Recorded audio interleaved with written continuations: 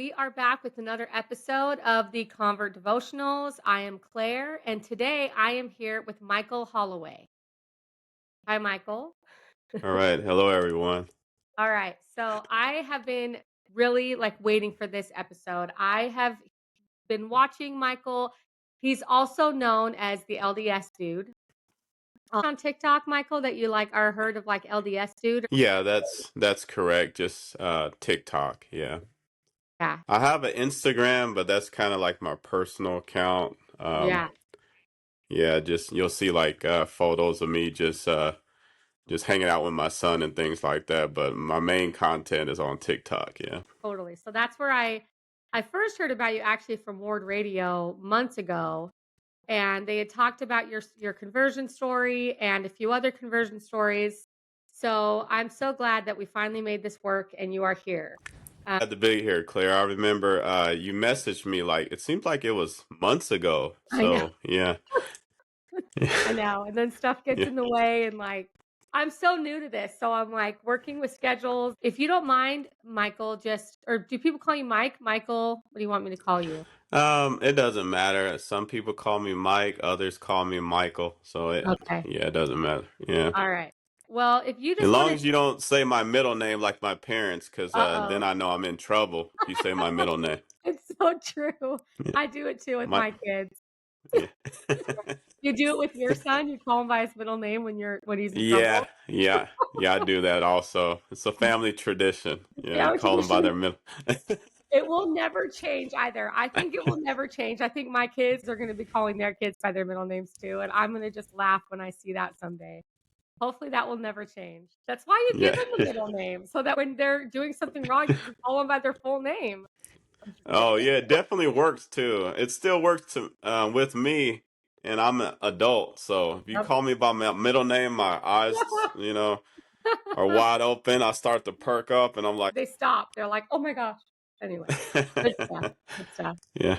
So, if you just want to go ahead real fast, I just want to get your background, just tell us a little bit about yourself, and then we'll get into your Okay. story and a few other things after your story. So, Okay. there's one. My name is Mike. I have an unique story. I grew up Protestant. I was baptized December 1989 in a Southern Baptist church in Colorado Springs, Colorado. That's when I accepted Jesus Christ as my Lord and Savior at the tender age of 7. And ever since then, I've always had a love for the scriptures. I mean, I love the scriptures, and it started when I was young. Um, my dad, right now, he's a Baptist pastor, but he's been in ministry pretty much my entire life. So I always wanted to be like my dad. I seen my dad like study the Bible for like 6 to 8 hours a day, and I used to try to be like him, and I used to try to preach like him. I got four brothers and one sister, and we used to set up like these crates and pretend we're preaching, like had a tablecloth over it, like a pulpit Yep, church yep. situation. So I grew up like that. Grew up very conservative. My family was pretty religious. My dad took me to go see Billy Graham when I was a kid. Colorado Springs at that time was very evangelical. Mhm, Dr. James Dobson. I watched Veggie Tales, Bible Man cartoon on Saturdays. So that mhm. was kind of my upbringing. Um, it wasn't until about 4 years when I later decided to convert to the Catholic Church after completing my bachelor's degree at Oral Roberts University. Um, it was ironic that the church history professor was a Catholic. So Catholics are pretty Okay. good at church history. That's their expertise. So that was my first time getting exposed to like Catholic church history. And I just loved it, and I started reading the writings of the church fathers, and I thought that, you know, that they had the correct interpretation of scripture because at that time in college, I'm looking at all these different denominations and different churches, and I'm asking myself, why do everybody have different interpretations of the biblical text? And at the time, I thought the Catholic Church, since they compiled the Christian Bible, then if I have to trust someone's interpretation of the biblical text, I might as well go with the Catholics. But that was kind of my reasoning. And then last year, um, went through a trial in my life. My 15-year marriage came to an end. And prior to my marriage coming to an end, I was on TikTok where I met a lot of Latter-day Saints and developed these relationships with them because I did Catholic apologetics. I've been Okay. doing it for about 5 years total. So I would go against members of the church when I Okay. was a I love it. Catholic. Yeah, Yeah.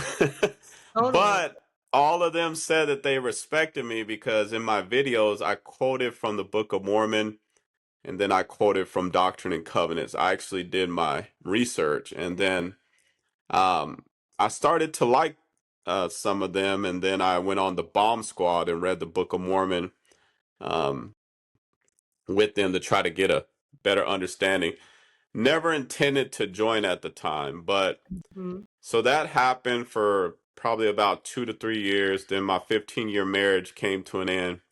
Had the Book of Mormon on my bookshelf in the back in my office, and I was like, "What am I gonna do next?" Okay, I never thought I was gonna get a divorce. I got one child, and all of a sudden, I'm alone by myself. And I started to drink some beers because I was in the Mhm. army. That's what you do when you're stressed Yep. out. You drink a beer. Yep. So then I started to Totally. smoke some cigarettes, and I didn't do that prior, but this is how I was coping at the time. And my son can attest to this, and I'm like, okay, how am I going to be a single father? I never thought this was going to happen to me. And then all of a sudden, I see the Book of Mormon like just kind of sticking out of my bookshelf, and after a couple of beers, I'm like, you know what? I'm going to try to read this book again, but not to go against the church. Mhm. What do I have to lose? Right. It's like my 15-year marriage came to an end. I'm a single father, drinking some beers. Let me give this book a chance. Mhm. So I started to read the book, and then I quit drinking, quit smoking. I read this book like 4 o'clock in the morning, uh, at work during my lunch break, when I came home from work, and then I started to change and not no longer wanted to like drink or smoke. And I think I still had a lot of beer left. I just threw it away, poured it out in the sink. Oh, yeah. And my son started to see me change as I read this Book of Mormon. And then I decided to attend the ward for about 3 months, but I wasn't still for sure if I was going to join. Um, I was still a little bit nervous because leaving the Catholic Church is a big deal, when you think about it theologically, because a lot of churches teach that if you no longer believe in the Trinity or you're no longer part of the Catholic Church, then you won't be saved. So it's a big decision. Mhm. But I was wrestling with feeling peace as I read this book after going through, you know, what I was going through with my marriage coming to an end. So I was torn. So long story short, I attended a ward for 3 months. And then I was like, you know what? I'm not for sure if I want to join. Maybe I'm just vulnerable right now. So Mhm. let me take a break from going to the church for about a month. And then after a month, I was like, you know what? I feel the spirit when I'm there. And I started to go back, and I felt like I needed to reach out to some missionaries. I reached out to some missionaries. They taught me some lessons, and then I was baptized last November. So, Wow. So you had a love for the Bible always growing up. You knew it well. You have read the Book of Mormon for first debate about it, and then you had the missionaries over. Were there other things that they taught you or that the Book of Mormon taught you, felt the spirit with, or just brought you closer to Jesus Christ? oh, absolutely. Oh, absolutely. So when they taught me the plan of salvation, it just made sense to me. Mhm. They taught me about a plan of salvation that depicted a loving Heavenly Father, and they told me that we are all God's children, and our goal is to get back to our loving Father. Mhm. And that made sense to me versus how I was taught prior, because other churches I went to, they teach that that uh, like we are only God's adopted sons and daughters or children when we have faith in Jesus Christ and or get baptized. But um, and that really changed the way I look at myself and at other people. And I still remember listening to the primary song, I am a child of God. I mean, Mhm. that just touched my heart. And I'm not really an emotional person, Claire. Mhm. But let me tell you, once you start feeling the spirit, I mean, you're going to feel some emotion. Yep. And after reading the book. So just understanding my identity was so important when I was coming into the church, because then it made me understand where I need to go. Yep. And I felt lost at the time with no clear direction. But I always tell people that once you understand who you are, you're a child of God, then you can move forward. So, Right. And I feel like we don't hear about it as much as we should. I so my husband also grew up Southern Baptist, and then we also have a lot of family members that are Catholic. And I actually really love the Catholic Church, and they are amazing people. They truly had a love for it, like we have a love for our gospel. We teach a lot that we're not the only religion that is going to be saved, that there's other people in other religions and we're all God's children, and the plan of salvation. And I love that you love that, and that was something that popped out to you, because it's so true that it's not just us and every kingdom. And I think recently in church we've been talking about with Come Follow Me, talking about the 3 degrees of glory. That was like what, 2 weeks ago, I think. And oh yeah. yeah, and how amazing that is, that it's not just gonna be us, our religion. It's all these religions, and there's a million ways to God. And I think our religion teaches that so much more than I feel like the Southern Baptist does. For my husband's father, who's Southern Baptist, we're going to hell. You know what I mean? Especially when Chris got Yeah. baptized. Yeah, you hit the hammer on the nail. I Yeah. think we are the only church that teaches the concept of the 3 degrees of glory, and Yep. that it doesn't matter if you're Catholic, a Latter-day Saint, a Baptist, Presbyterian, um, you can still go to heaven. Yep. I think we're unique, and to me, it makes sense when I read my Bible. There are certain biblical texts that say that God desires all to be saved. So it made sense to me in John 3:16 and other biblical texts. Totally. How did your dad, is he still alive? Yes, my father is still alive. I just talked to him about an hour ago. Yeah, Nice. he's doing well. To my surprise, he's been supportive, Oh, and that's great. he said that I noticed that you read the scriptures more.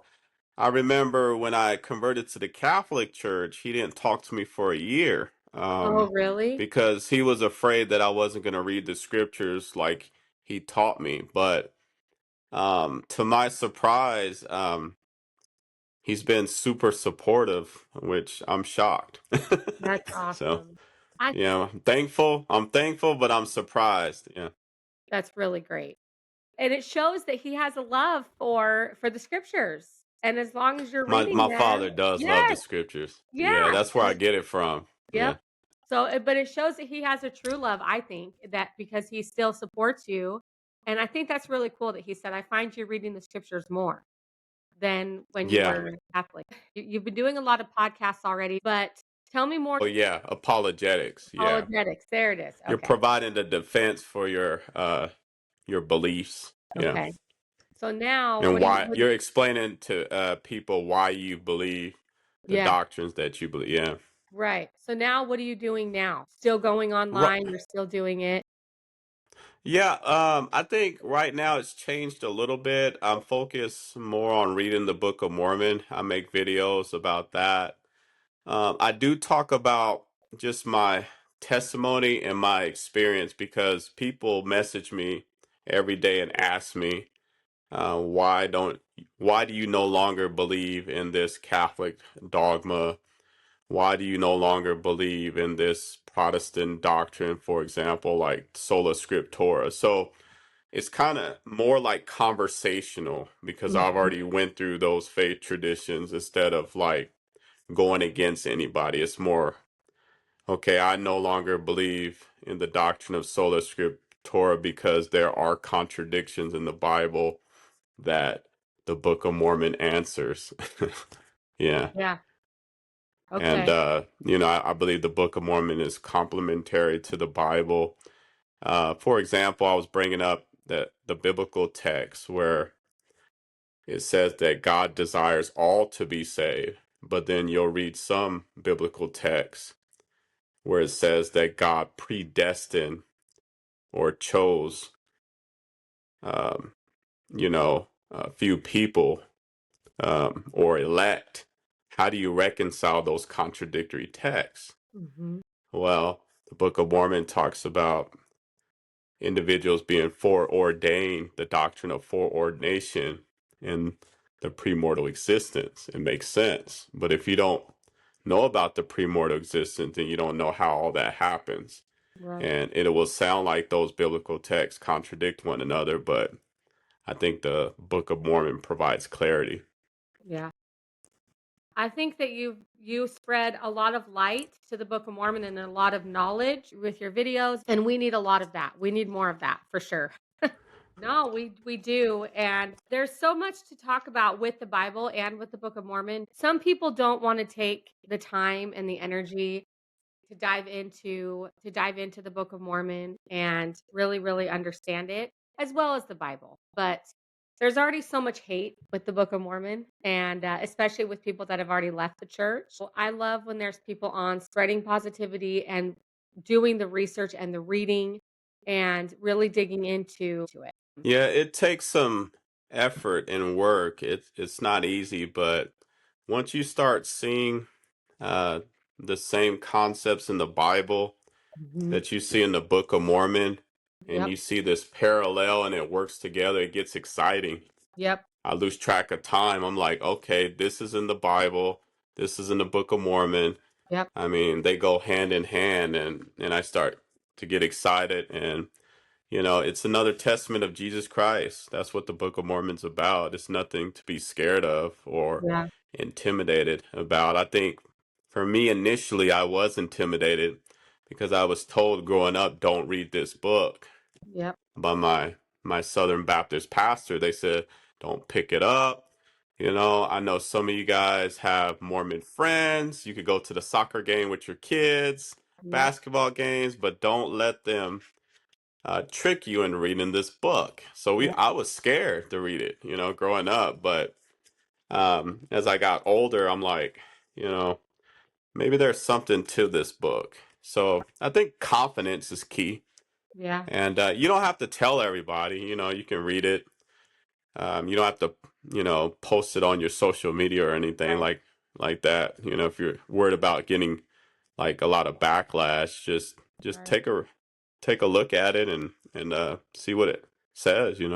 For sure. Are you going to I have to ask about with your are you doing singles ward? So you're not married anymore. No, Right? Okay. nothing. So what do you I wanna ask myself, so, okay, and so what are you doing in your singles Sorry, ward? I'm shy.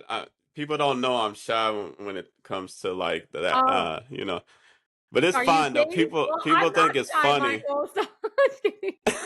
No, I like to if you don't wanna talk about it, we don't have to. But you're No, doing no, the we singles can. ward, People just they can't believe that I'm so shy. But no, I don't have an issue with talking about it. Uh, right now, I okay? do have a girlfriend in Utah. Okay. We've But been you're in talking about. Oklahoma. Yeah, yeah. I'm in Oklahoma. O We have this long distance relationship going on right okay. now. But she's a very kind woman, and she's a Oh. member. Very inspiring, and she's a seminary teacher. So. Oh, that's cool. Um, Yeah, So is so it it's early pretty cool. morning out in Utah, like early morning seminary that she teaches out in Utah? Because I know it's Y- different. I'm in Arizona, and they do it all different times of the day. Really, in Utah, Okay. it's actually they just go to school and then Okay. they have the seminary building like right Yep. next to the school. Same with Yeah, so Arizona. Okay. it's in the morning, but it's not too early because where I live in Oklahoma, they have it like 6 o'clock in the morning at the chapel. Mhm. Mhm. So she said it doesn't work like that in Utah. It's pretty much part of the school day. Yeah. Yeah. Yeah. Oh no, one of the sister missionaries that taught me was from Ooh, Arizona, alright. um, and then one was from Utah. So Yeah. yeah, Arizona's great. Um, what do yeah. you like Brother Kyle lives in Arizona. okay. Kyle. He's a well-known I know who you're talking LDS TikToker, and about.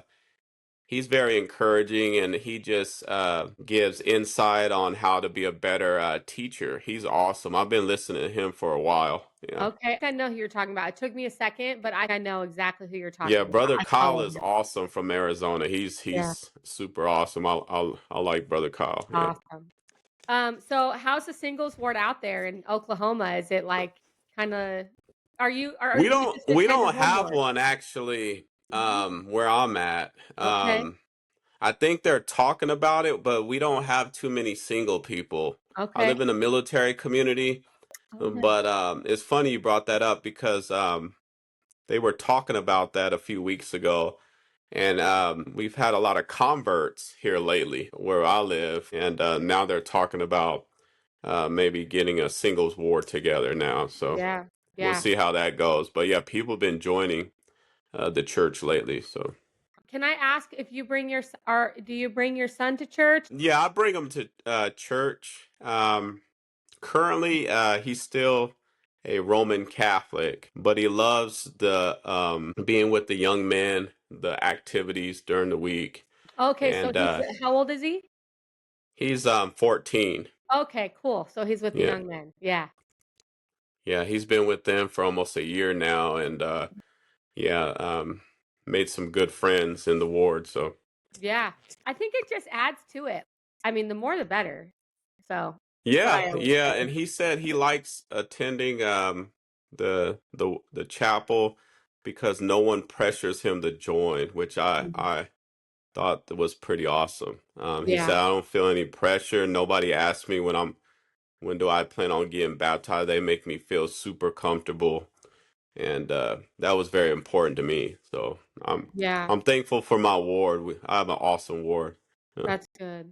It's all on your own time and on the Lord's time. And I think yeah, starting to see that more when I have kind of a funny quick story. My husband's a convert.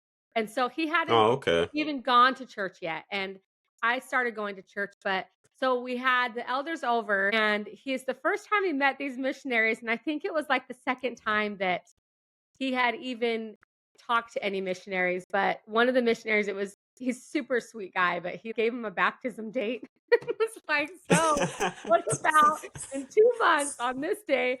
And he's super, super chill, cool guy, like, I'm not downing on it, but my husband just kinda laughed and was like, "Oh, I'm not gonna do that," but he went through, like, a lot of more sets of missionaries, but Yeah, that's awesome. How did you and your husband meet, if you don't mind me asking? Yeah, we just I was cutting hair and the great clips, and we met through Oh, there. Yeah, and he was a drummer in a band, and I wasn't in the church when we met. I then a couple years after we got married is when I became active again. And his father was a Baptist preacher. He was training to be. So his dad would go to the Easter pageants outside of the Mesa Temple when my husband was growing up, and he would preach against the LDS Church outside of the Mesa Temple.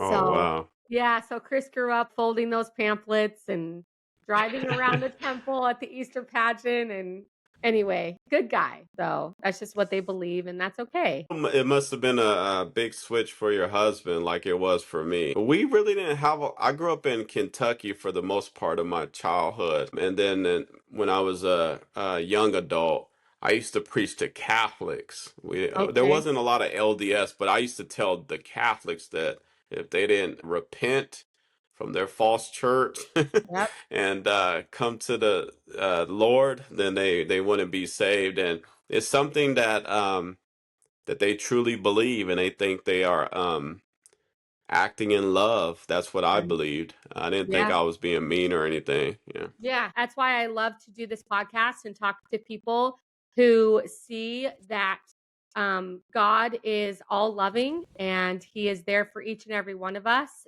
almost no matter what religion we are. I mean, and he loves us no matter what. So I'm glad you were on. I love hearing your story.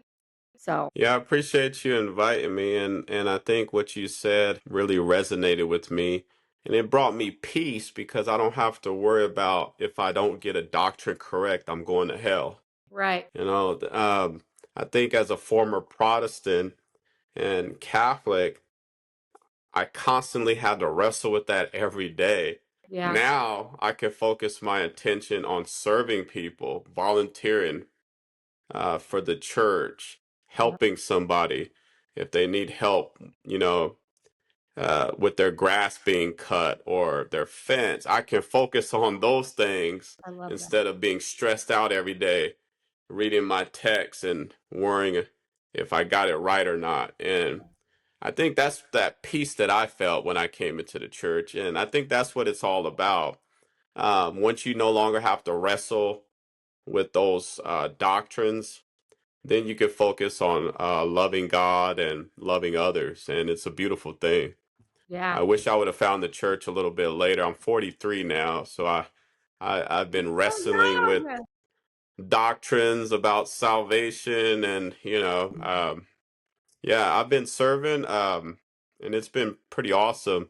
I got an opportunity to take the sacrament to an elderly gentleman in a nursing home for the last 2 months, and it's awesome just sitting with him and just listening to him when you read scriptures together.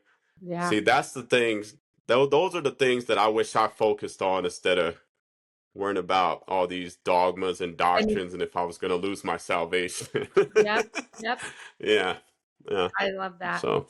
My dad had a calling for a while, of going to the care center and doing sacrament, and so their favorite song was Popcorn Popping on the Apricot Tree, and my dad's this big bass voice, like, he's super deep, so, "I looked out the window," but they loved it, and they would just perk up, and anyway, so I would go with them a lot to the nursing home and do sacrament with Oh them. yeah, I love going out there. Yeah. Yeah. One last question. Is there any advice that you would give to someone who was in your situation who might be considering reading the Book of Mormon or considering going to church? The advice that I would give others who are listening and who may be thinking about, investigating the church or even becoming a member, don't be afraid to reach out to members online or in your ward. I mean, even the ones online was my support system,